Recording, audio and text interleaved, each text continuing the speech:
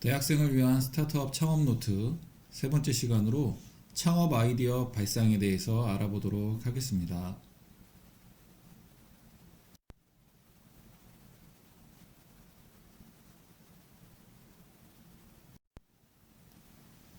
창업 아이디어 발굴은 네 가지로 크게 나눠볼 수 있겠습니다. 첫 번째, 창업자의 역량과 의지. 두 번째, 글로벌 시장 분석. 그다음에 용도의 재발견. 마지막으로 창조적 모각. 이렇게 네 가지로 크게 나눠 볼 수 있을 것 같습니다. 그러면 이제부터 하나하나 자세하게 이야기를 나눠보도록 하겠습니다. 창업 아이디어 발굴 첫 번째, 창업자의 역량과 호기심으로 한번 얘기를 해보겠습니다. 창업자이든 아니면 예비 창업자이든 첫 번째 보통 그 사람들한테 하는 질문이 대부분 어떻게 이 사업을 시작하게 됐습니까? 라고 많이 물어봅니다. 우리나라의 성공한 창업자들한테 인터뷰한 기사들을 봐도 가장 많이 나오는 질문이 다 어떻게 이 사업을 시작하게 되었습니까? 라는 질문을 하게 되죠. 그리고 그런 질문들의 내용을 보면 지금 이 화면에 보면 세 개의 기업이 있죠. 페이스북, 아마존, 페이팔. 첫 번째, 페이스북은 여러분들이 잘 아는 페이스북을 만든 마크 저커버그는 대학에서 다른 사람들의 글을 올리고 싶어서 페이스북을 처음 만들었습니다. 그게 현재 인스타그램을 M&A해서 사업을 점점 확장하고 있죠. 마크 저커버그가 나온 대학은 하버드 대학인데 처음에는 하버드 대학 내에서 쓰려고 호기심으로 만들었는데 이제 이런 사업의 아이디어로 시작을 해서 만든 것이 점점 성장을 해서 지금의 페이스북이 된 거죠. 그리고 두 번째는 아마존. 아마존의 베조스는 뉴욕에서 인터넷의 판매 역량을 어떻게 활용하면 될지를 궁리하다가 인터넷 서점인 지금의 아마존을 창업하게 되었습니다. 그래서 이 베조스는 본인이 전산 개발을 했던 과거의 경험과 컴퓨터 과학을 전공한 사람이어서 충분한 역량을 가지고 있었기 때문에 지금의 아마존을 창업할 수 있었다라고 볼 수 있을 것 같습니다.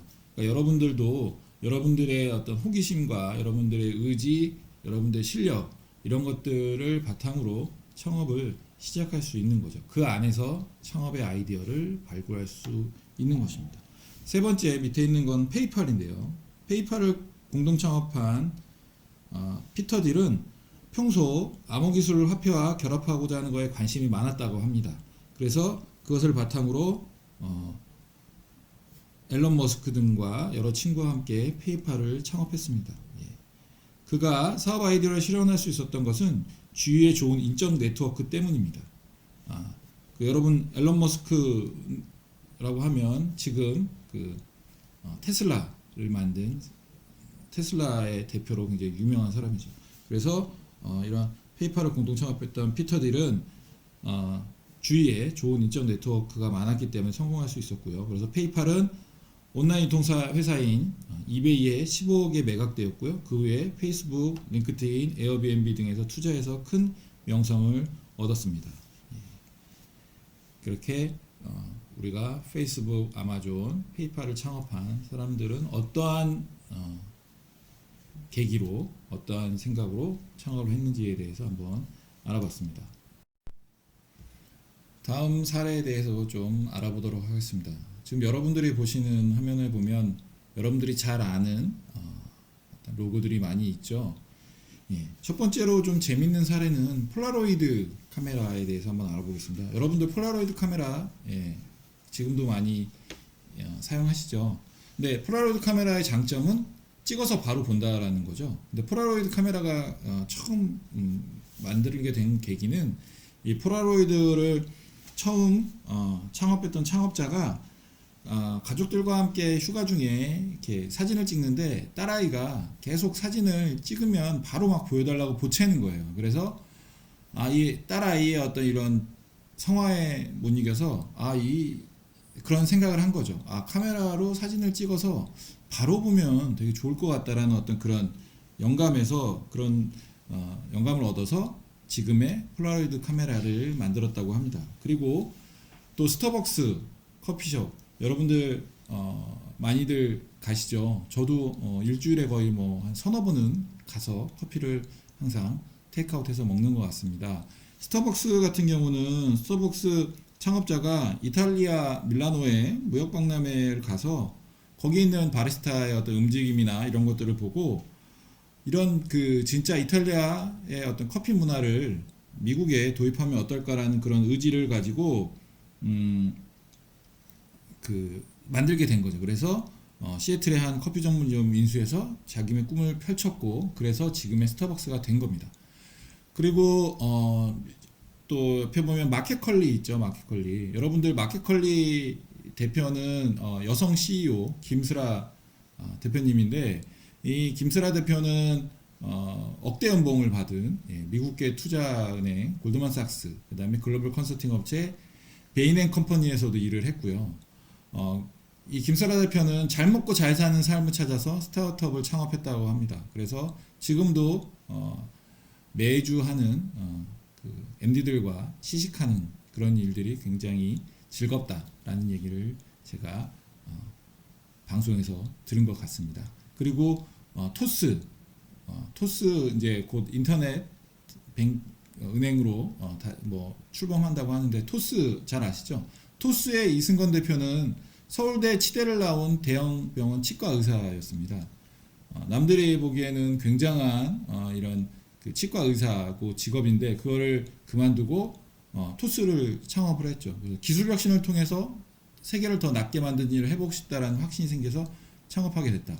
이러한 어떤 창업자의 역량, 호기심과 의지 뭐 이런 걸로 성공한 창업을 이룬 겁니다. 그리고 또 구글 같은 경우는 구글이 처음 만들어졌을 때는 기존 인터넷 회사와 완전히 차별화된 검색 기술을 가지고 있었어요. 그래서 구글이 지금보다는 예전에는 검색 엔진을 갖고 있는 뛰어난 검색 엔진을 갖고 있는 회사였는데 그 이후에 이제 이게 만들어진 이후에 이 대표 창업자가 이제 한때는 이 구글을 매각하려고 했었는데 가격이 맞지 않아서 계약이 성사되지 않았다라고 합니다. 근데 아마 그때 구글이 팔렸으면 지금의 구글이 지금처럼 큰 회사로 IT 기업으로 성장했을까요? 그렇지 않았을 수도 있을 것 같죠. 그래서 어떤 그러한 계기로 계속 지금까지 구글 그래서 지금은 더 처음에 만들었을 때보다는 지금의 어떤 유튜브를 소유하고 있고 그런 큰 회사로 성장하게 된 것입니다. 그래서 창업 아이디어 발굴은 창업자의 역량과 의지에 따라서 시작되는 경우가 많다라고 하는 얘기들을 여러분들이 꼭 잘 기억해 줬으면 좋겠습니다. 창업 아이디어 발굴 두 번째, 글로벌 시장 분석을 통한 사업 아이템 발굴입니다.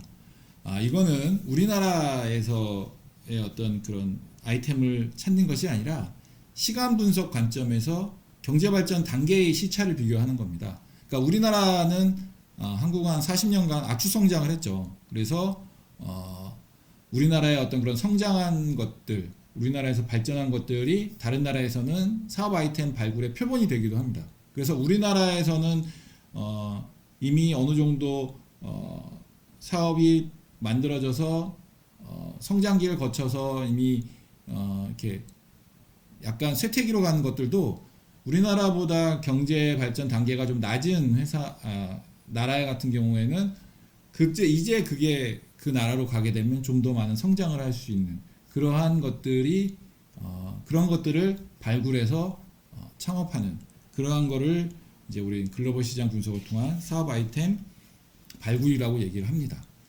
농공업 중심의 1차 산업과 제조업, 서비스업 그리고 정보기술 및 인터넷 발전 경험을 우리나라는 가지고 있죠.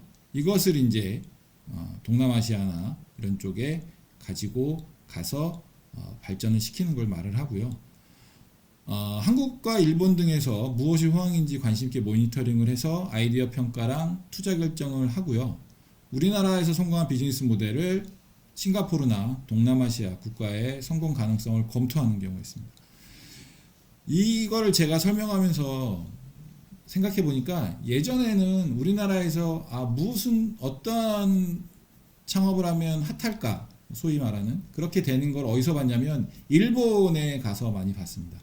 일본의 뭐 동경의 뭐 신주쿠라던가 이런 데 가서 거기에 있는 뭐 그 가게라던가 아니면 거기에 있는 어떤 아이템 이런 것들을 보고 그걸 우리나라에 들여와서 하는 경우가 많이 있었고요. 거기에 가서 본 게 한 1, 2년 후면 우리나라에서 만들어지고 서비스되는 경우도 많이 있었습니다. 지금은 이제 우리나라가 일본만큼 크게 성장을 했기 때문에 우리나라의 어떤 모델들이 이제 동남아시아, 우리나라보다 경제발전 단계가 좀 낮은 그런 곳으로 이동을 해서 성공 가능성을 검토하는 것입니다.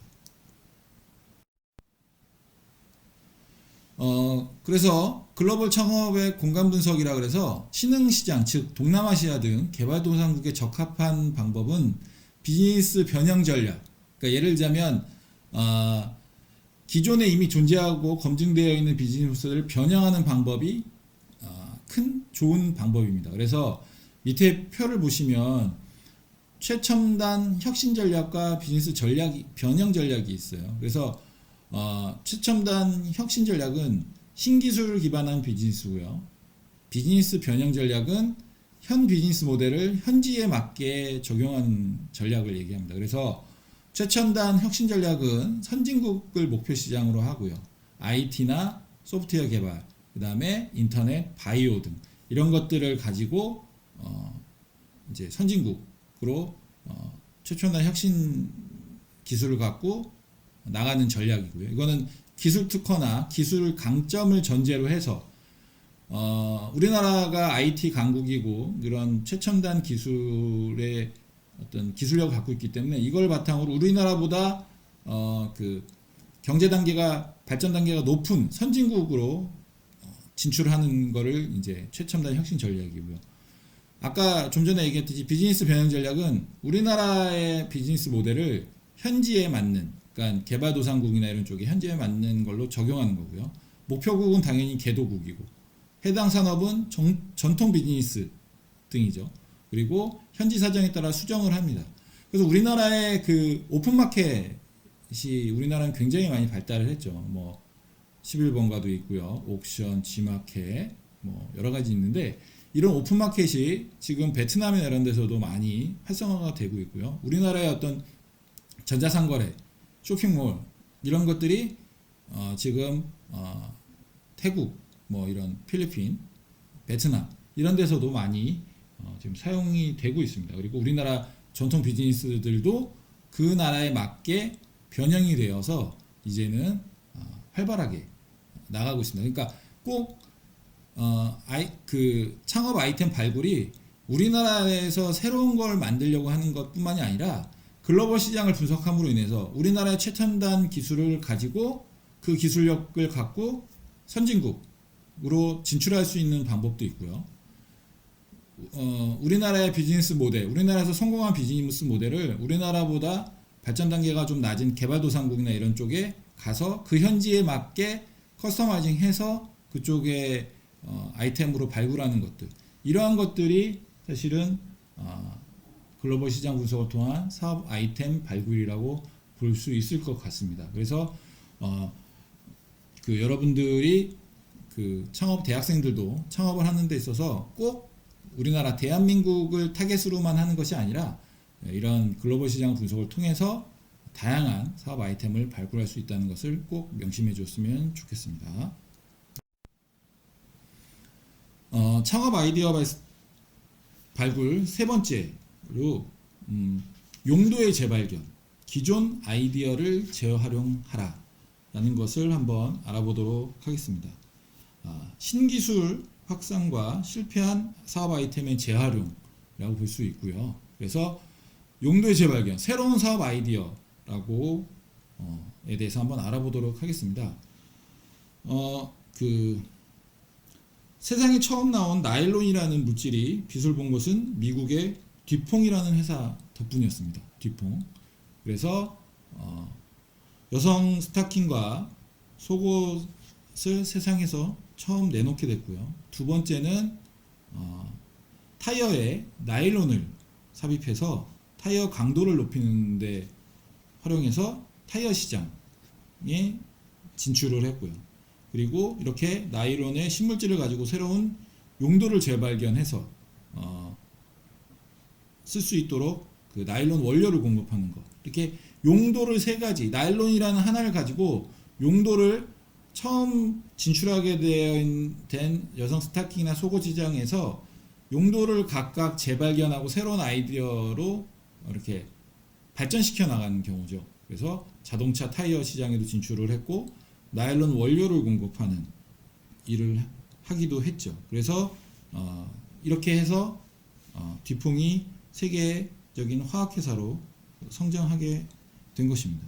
그래서 뭐 예를 봐도 세계 최초의 제품이 중요한 것은 아니고요. 그거를 어떤 용도로 사용을 하고 어떻게 발전시키고 계속 제 아이디어를 만들어 나가는지가 굉장히 중요한 요소라고 볼 수 있을 것 같습니다. 용도의 재발견, 기존 아이디어를 활용하라 두 번째 사례에 대해서 한번 알아보겠습니다. 그거는 피봇이라고 해서 피봇이란 뜻은 실패한 아이디어를 재활용하는 것입니다. 그래서 당초 모델을 수정해서 방향을 전환하는 것이죠. 실제로 사업을 하다 보면 내가 맨 처음에 가려고 하는 방향대로만 가는 것은 아니죠. 그렇다라고 하면 창업을 누구나 하고 쉽게 성공할 수 있겠지만 실제로 가다 보면 내가 원래 가려고 했던 부분과 다른 방향으로 전환을 해서 사업에 성공한 예도 굉장히 많이 있습니다.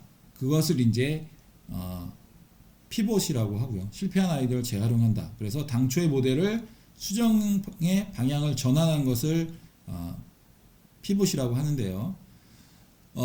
여기 지금 PPT에 보면 망한 사업에서 새 아이디어를 끄집어내 두 번이나 대박 터뜨린 창업가가 있습니다. 업무용 메신저 슬랙과 사진 공유 서비스 플래커 창업자 스튜어트 버터필드입니다. 그래서 이 슬랙은 게임할 때 내부 게임을 개발하고 할 때 내부 메신저로 사용했던 것을 회사 협업용 메신저 서비스로 재활용을 한 것입니다. 그러니까 그 회사에서 기존에 했던 거는 게임을 개발하는 일을 게임을 만들고 할 때 그런 일을 했었는데 오히려 게임이 주가 된 게 아니라 게임을 만들 때 이제 협업을 하기 위해서 뭐 개발자, 디자이너, 기획자, 뭐 PM 다양한 그 영역에 있는 사람들과 협업하기 위해서 내부 메신저를 사용했을 거 아니에요. 근데 실제로 게임은 개발이 제대로 안 되었고 그 게임을 개발하기 위해서 사용했던 이 협업용 메신저를 재활용해서 슬랙이라고 하는 기업용 메신저를 만든 겁니다. 그래서 일평균 사용자가 600만 명, 연매출 2억 원, 2억 달러, 기업가치 51억 달러, 연 약 5조 5천억. 그래서 2019년 8월 20일 상장해서 시가총액 26조 7,122억의 회사가 된 겁니다. 그리고 또 그 사진 공유 서비스 플래커는 2005년 이후 야후에 4천만 달러에 매각하게 되었습니다. 이런 식으로 기존에 갖고 있던 아이디어를 재활용해서 새로운 성공 모델로 만든 경우도 있다는 것입니다. 그래서 이 부분도 여러분들이 꼭 한번 잘 생각해 봤으면 좋을 것 같습니다. 창업 아이디어 발굴 네 번째, 창조적 모방입니다. 창조적 모방. 우리 보통 모방이라고 하면 무조건 따라하는 거라고 생각을 할 수 있습니다. 근데 모방은 지금 여기서 말하는 창조적 모방이라는 건 무조건 따라하는 게 아니고요.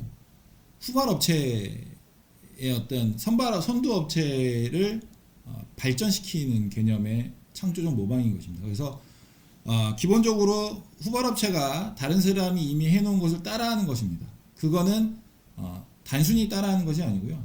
기존 업체가 갖고 있는 장점은 당연히 내가 갖고 있어야 되고요. 기존 선두업체가 갖고 있는 부족한 점, 그 다음에 미진한 거, 불편한 거, 이런 것들을 후발업체가 그거를 장점으로 승화시켜서 진출했을 때 성공 확률이 높다라는 겁니다. 그래서 선두업체의 창업 실패율은 47% 정도 되고요. 반면에 후발업체의 창업 실패율은 8%입니다. 왜냐? 선두업체가 어떠한 비즈니스를 만들고 어떤 제품을 만들게 되면 끊임없는 테스트, 끊임없는 시행착오를 거쳐서 서비스나 제품을 계속 수정 보완해서 만들어가죠. 사람들의 어떤 요구나 이런 것들을 계속 반영해 나가면서 점점 발전시키긴 합니다. 하지만 후발업체는 그 선두업체를 창조적 모방을 통해서 따라했을 때 그 사람들이 했던 시행착오나 이런 것들을 줄일 수가 있고요. 그만큼 좀 더 빨리 안정적으로 제품과 서비스를 런칭할 수 있는 장점이 있습니다. 단 주의해야 될 건 어떤 그 지적재산권적인 거, 특허나 실용신안, 상표권, 비즈니스 모델, 기술 특허 이런 것들을 침해하면 안 되겠죠. 그거는 법률적으로 위배되는 거니까 그런 것이 아닌 선두 업체를 수정, 보완, 그다음 확장 이 개념으로 해서 좀 더 좋은 방향으로 발전시켜 나갈 때 가능하다라고 저는 생각을 합니다. 한동안 우리나라에서 여러분들 아마 보셨을 텐데 슈퍼스타 K가 굉장히 인기했죠. 이런 그 오디션 프로그램이 슈퍼스타 K가 인기를 끌면서 사실은 이런 음악뿐만이 아니라 우리나라 정치, 경제, 사회 분야에서 이거를 따라서 모방해서 어떤 새로운 것들이 굉장히 많이 있었죠. 특히 방송에서도 굉장히 많이 있었어요. 그 중에서 슈퍼스타 K가 성공한 이후에 우리나라 그 공중파 방송에서 다 이러한 비슷한 모델을 만들었는데 그래도 가장 차별화돼서 성공한 케이스가 저는 K-팝 스타라고 생각을 합니다.